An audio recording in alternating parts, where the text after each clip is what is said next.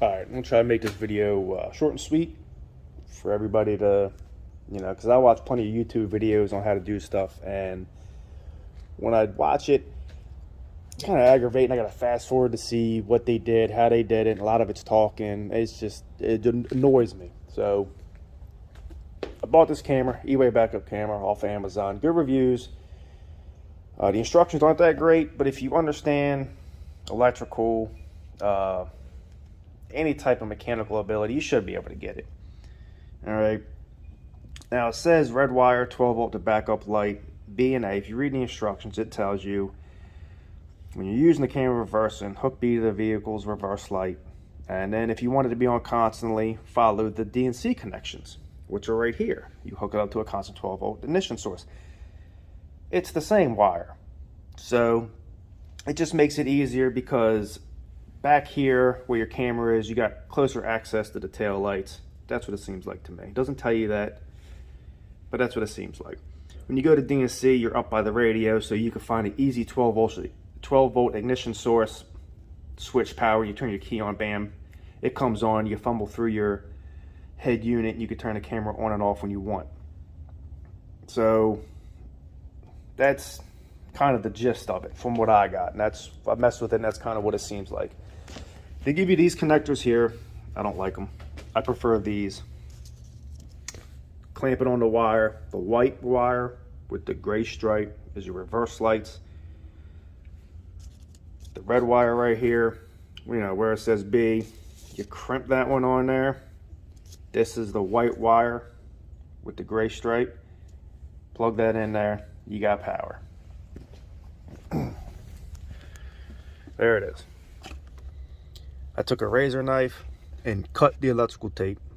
Nice and easy because it's brittle anyway, so just nice sharp razor. Just make a couple passes, peel it off. Careful not to cut the insulation on your wires. You don't want to short. Temporarily, just plugged it in, threw it over the side. Make sure it works because I bought stuff before for Amazon and it didn't work and I had to send it back and I had to take everything back apart. So I learned my lesson. Found that it works. Now after this video, I'll run it nice and neat down the side panels, back behind the glove box into the dash.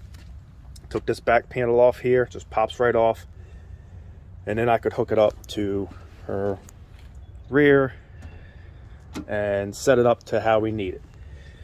They got different brackets too, so if you got a oversized tire, 33, 35s, 37s, then you could have mounted upside down, adjust it, and I'll figure all that out later. This is just for the installation. So like I said, threw it over the side, just hanging out so I know it works. All right, to get this dash panel off, if you don't already know, take the rubber tray out, 7mm screw. All right, then you pop this center out here, get a non-marring pry tool. If you don't do this often, like every single day, and it's not your job, just buy some cheap stuff off of Amazon and it works fine. All right, when you get to there, then you have this connector plugs into the back of the window unit. All right, don't be intimidated by it. It's not bad. Pull this red tab up. You see, when it's down, it'll be at the bottom right here.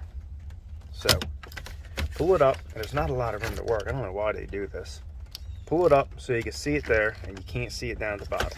All right, turn this light on, get some light in there.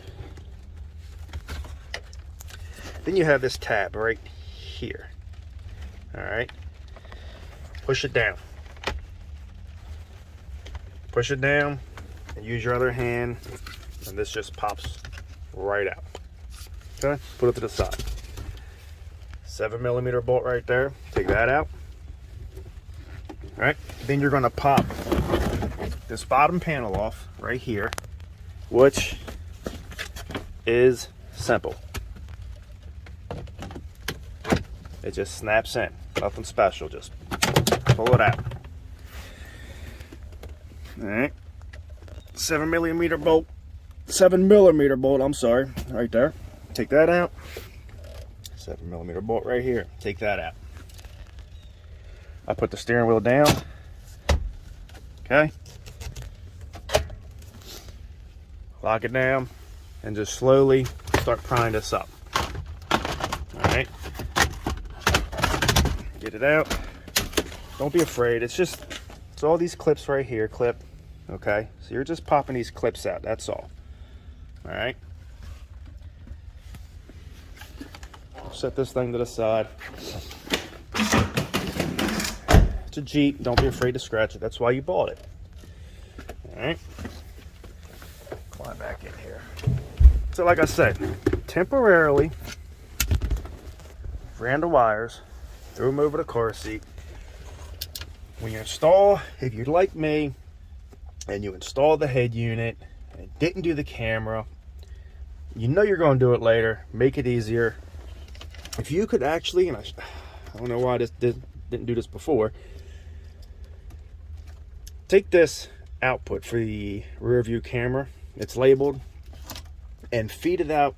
Give you enough slack to where you can just pull this out, feed it out the hole. If you do that, you'll have enough room. You could just, when you run the wires, you can maneuver it all through there. And then you could, enough room, pull that out, plug it in, and then stuff it back in there. And you don't have to take all this apart. All right, I thought I had enough. I guess I didn't. Wasn't thinking. I don't know. But do that. All right? So, now that I know that it works. Crap. There you go. All right, turn it on. Start her up.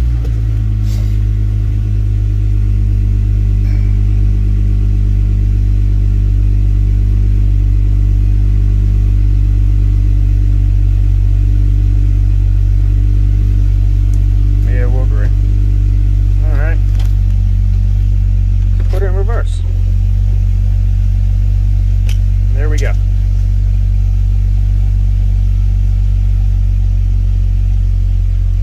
We got it. Okay. Now you got the lines on there, and what they say is there's a black thing that plugs. There you go. Focus. Right in here, and all it does is connects these two together, closes them, so it gets rid of them lines. Now, if you don't want them, leave the black thing on there and you're fine. If you take it off like I did and you don't have it, you're like, hey, let me see how it looks, you got to put it in park, put the black thing back on there like so, just plug it in, and then put it back in reverse, and the lines won't not be there. All right, so you're fine. But you got to put it in park and reverse. I guess it kind of resets itself. That's it. Nothing to it.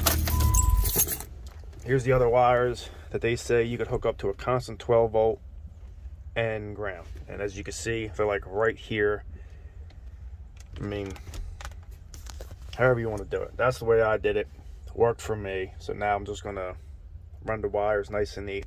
Glove box, if you don't know how to take it out, drop it, open it up, squeeze the sides in, and it falls down. Careful all your stuff doesn't fall out. And then just take it right out. If you haven't changed your cabin air filter, now's a good time to do it. Go to the store, get you one. This little tab here pops up. All right, there's another one in there, right there. Pop them up, pull it out, change it out. So hopefully it was helpful. Now I can clean it all up, make it look good.